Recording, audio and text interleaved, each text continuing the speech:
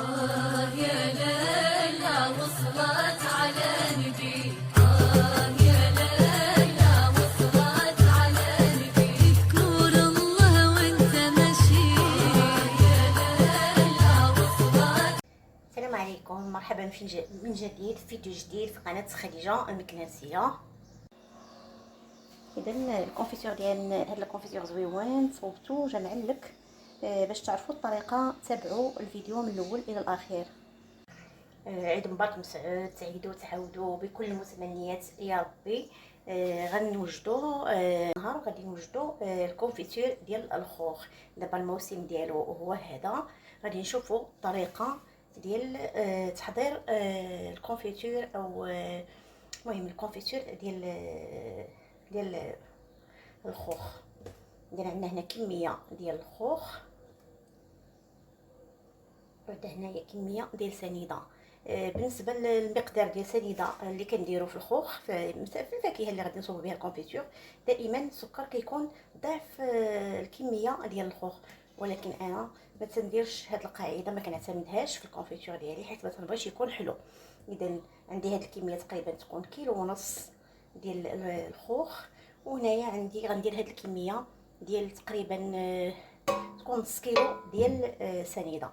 اذا غنقطعوا الخوخ طريفات صغارين وغادي نحيدوا له العظم ديالو بهذه الطريقه.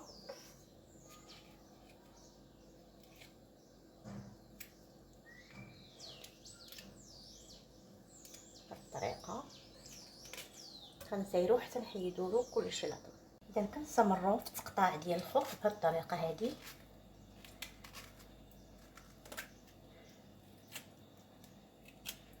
الطريقه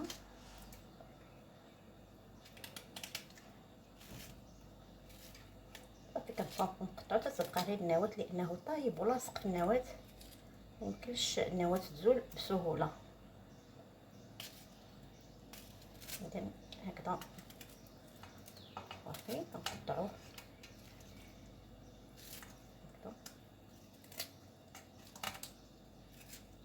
هكذا، كنبقاو نزولو بالموس حتى تبقى غير النواه نزولوها.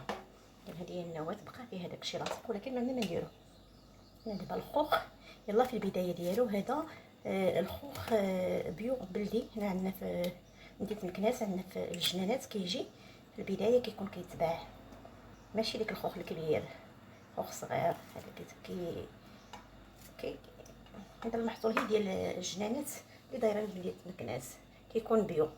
اذا كنديروا له سنيده بهذه الطريقه الكميه اللي قلنا، وصنخليو ليله كامله.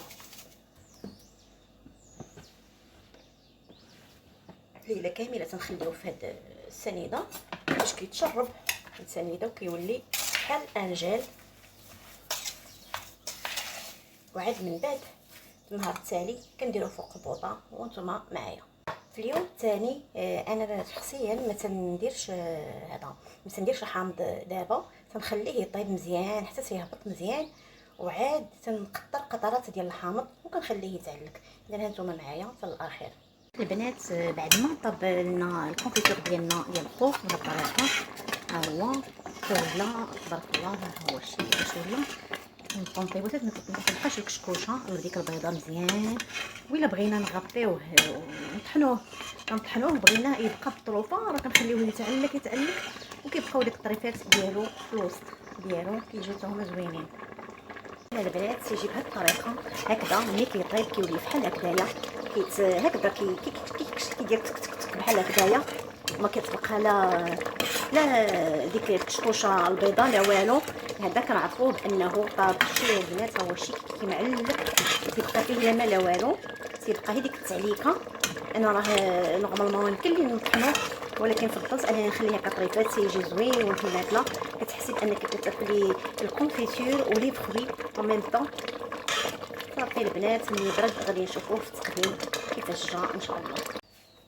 اذا البنات الكونفيتور ديالنا هو تبارك الله طاب ولا جا زويون وجا غزال. هانتوما تبارك الله معلك وغزال شهوا منه. البنات كي جا رائع.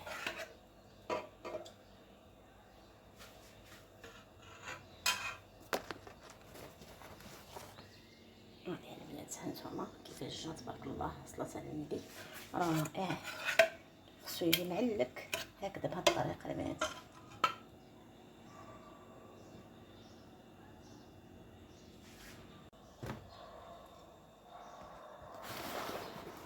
دابا البنات ها كيفاش جا الكونفيتور تبارك الله، جا زوين ورائع ومعلك. شوف اللون كيفاش داير، جا زوين. دابا الخوخ وقتو غادي يبدا يوجد، نستافدو من هاد الفواكه الموسميه وكيكون صحي 100%. اذا الى اللقاء البنات، اللي عجبو الفيديو يدير لايك ويشترك في القناه باش تكبر العائله ديالنا. الى فرصه قادمه بحول الله.